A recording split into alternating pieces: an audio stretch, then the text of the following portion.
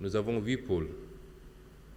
Et notre option, c'est d'arrêter de penser les autres pôles à partir de Dakar. Depuis 1960 jusqu'à présent,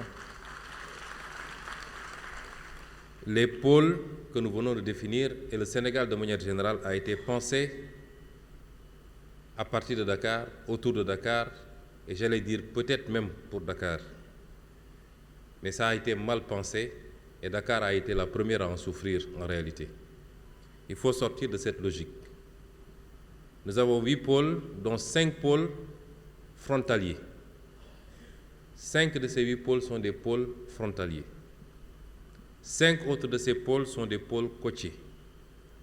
Et 3 de ces pôles côtiers sont également des pôles frontaliers, notamment le pôle sud, le pôle nord, notamment le pôle de Saint-Louis, qui sont en même temps des pôles frontaliers.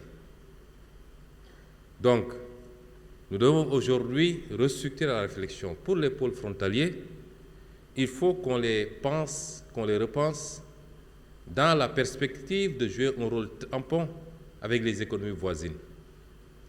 Je peux donner comme illustration le pôle sud, qui doit pouvoir aujourd'hui, avec le projet d'édification d'un port en eau profonde à Nikin, jouer un rôle dans le rayonnement sous-régional avec les 2 Guinées et certainement la Gambie, adossé à une zone économique qui pourra nous permettre d'implanter des unités industrielles et d'avoir l'ambition avec notre gaz de transformer, au-delà de nos ressources naturelles, notamment le fer et la bauxite, de pouvoir avoir l'ambition de capter et de transformer une partie des ressources de nos voisins.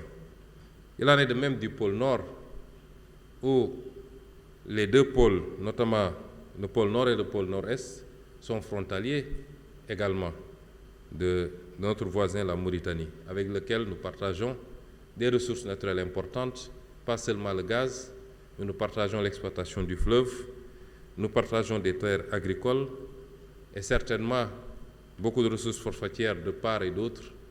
Et énormément, j'oublie les ressources halieutiques. Et donc, nous devons pouvoir repenser ces pôles, les tourner vers la coopération avec nos pays voisins, sans oublier le rôle important qu'ils doivent continuer à jouer dans le rayonnement national.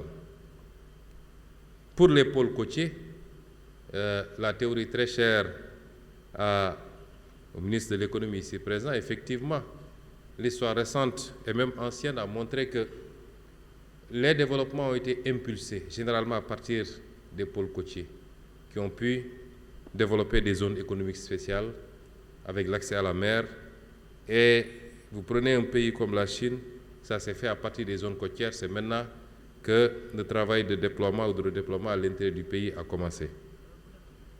Et donc, la combinaison de ces 2 facteurs nous permettrait certainement de sortir de cette logique, de réfléchir à partir de Dakar, et peut-être pour Dakar, mais de réfléchir mal pour Dakar, ce qui fait qu'aujourd'hui nous avons cette situation que je vais décrire.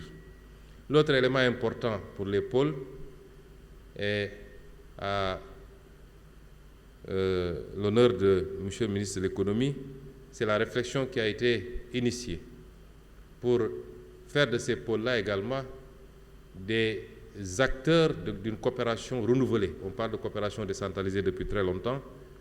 L'essentiel de cette coopération décentralisée est beaucoup plus culturel que tourné vers l'économie. Et lors de notre déplacement en Chine, l'idée a été émise de réfléchir à proposer une nouvelle forme de coopération, de jumelage entre les provinces chinoises et chacun des 8 pôles sur la base de critères économiques. Et ces discussions sont en cours. La partie chinoise étant très intéressée, on continue à en discuter et ça pourrait être répliqué avec d'autres pays pour faire de ces collectivités également des acteurs de coopération internationale, mais également des vecteurs diplomatiques extrêmement importants, d'échanges culturels, d'échanges politiques, d'échanges économiques. Dakar donc, qui nous réunit aujourd'hui, qui pendant trop longtemps a grandi dans le désordre, ce qui en a fait une région saturée. Et je voudrais insister que quand on parle de Dakar, on parle de la région. Quand on parle du pôle, j'ai taquiné tout à l'heure Monsieur le ministre en lui disant que cette déformation qui réduit Dakar au plateau et peut-être à la ville de Dakar pose problème. Nous parlons de la région de Dakar avec ces 3 villes, plus Keur Massar qui peut valablement mériter également ce statut, l'ensemble de ces communes d'arrondissement, c'est de ce Dakar que nous parlons, qui est aujourd'hui le pôle qui nous réunit aujourd'hui.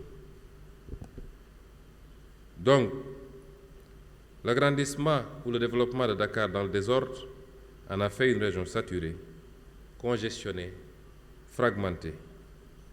Trop de précarité, trop d'enclaves fermées, trop de potentiel inexploité.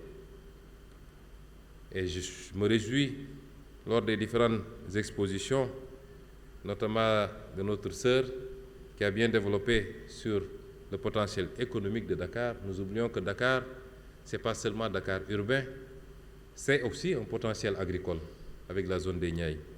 C'est un potentiel en matière de pêche, puisque c'est un pôle côtier.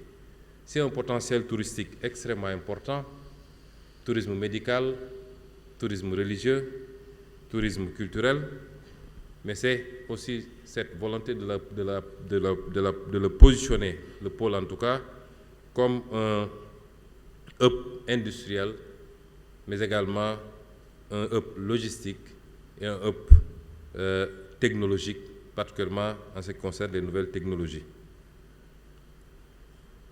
Les déséquilibres sont profonds donc.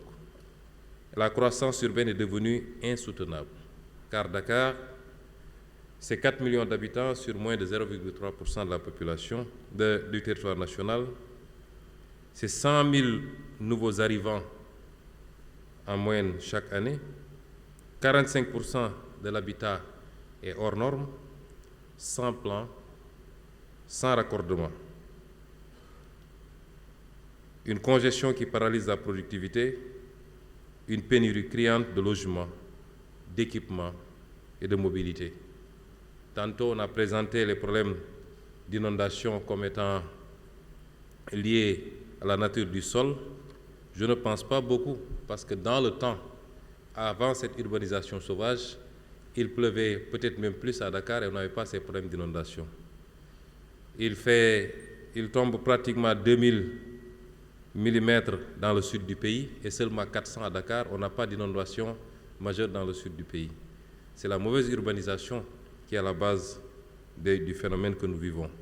Et tout à l'heure, lors de l'exposé, il nous a été présenté ce qui se faisait du temps de la colonisation, avec les éléments illustratifs, les images notamment, et on gérait d'abord les questions d'assainissement, les questions de voirie, avant d'admettre les constructions.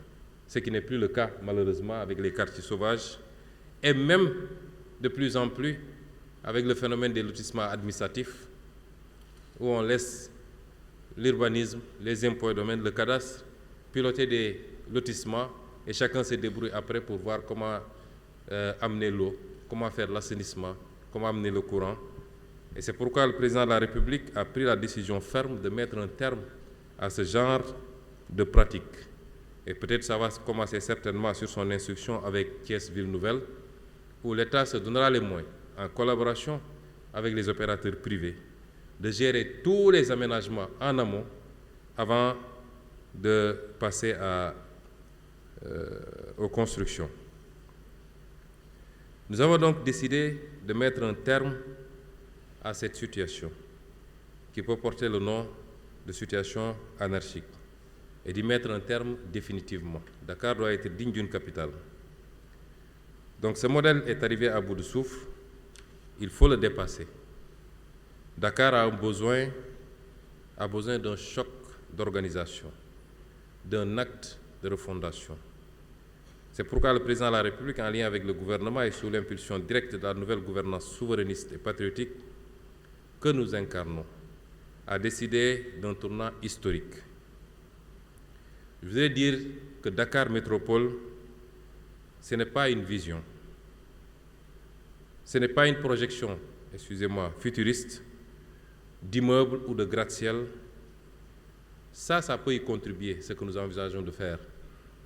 Peut-être que pour des besoins d'illustration, M. le ministre a présenté des maquettes, mais ce n'est pas ça, Dakar Métropole. Dakar Métropole, c'est plutôt l'ambition de la requalification et la restructuration de quartiers et de territoires, d'abord.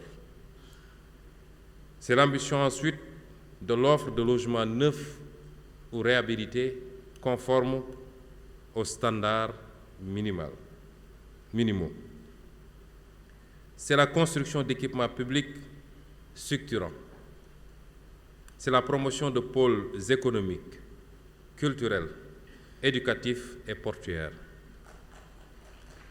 Dakar Métropole, c'est aussi un projet de résilience écologique et d'équité environnementale. C'est la création de grands parcs métropolitains, évidemment la réhabilitation de certains parcs comme Anne, comme Technopole, comme Keur Massar. C'est la réhabilitation du littoral contre l'érosion côtière. C'est le déploiement des mobilités douces, transports propres, les bateaux-taxis.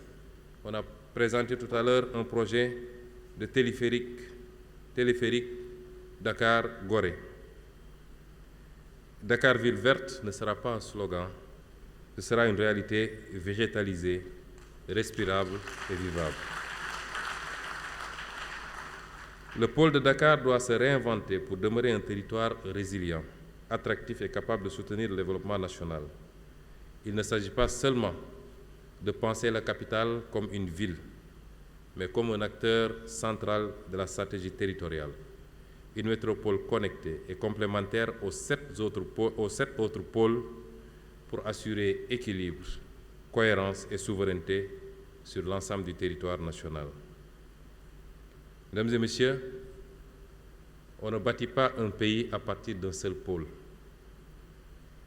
Et tant que le Sénégal n'aura pas réussi, je ne donnerai même pas l'exemple des pays connus pour leur développement depuis très longtemps, mais je parle des pays émergents, même sur le sol africain, tel que le Maroc. Tant qu'on n'aura pas réussi à faire émerger plusieurs pôles, nous n'aurons pas été sur les voies du développement et nous n'empêcherons pas l'exode vers Dakar. Mesdames et messieurs, les prochaines étapes pour la finalisation du programme des pôles de développement sont définies avec clarté et précision. Il s'agit de la tenue des conférences interministérielles sur la territorialité pour harmoniser les politiques publiques et assurer une cohérence nationale tout en respectant les spécificités locales. Il s'agit de l'élaboration et l'adoption de la loi d'orientation sur les pôles territoires. Je veux dire que toutes les idées qui ont été avancées et contenues dans les documents sont des documents encore en réflexion,